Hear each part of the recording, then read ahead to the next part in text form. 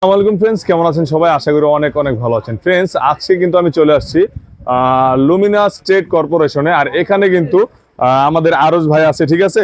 আর পাশেই কিন্তু কিছু কাস্টমার রয়েছে, তাদের রিভিউ আপনাদেরকে শোনাবো।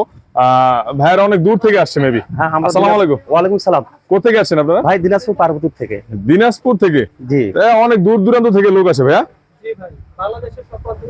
আসলে বাংলাদেশের সব প্রান্ত থেকেই ভাইয়াদের মানে শপে চলে আসে কাস্টমাররা। এই যে এখানে ভাইয়ারা আছে, তারা কিছু পণ্য কিন্তু নিয়েছে এখান থেকে, ঠিক আছে। আচ্ছা, ভাইয়ের ব্যবহার কেমন প্রথমে একটু বলে দেন। ভালো। ভালো না?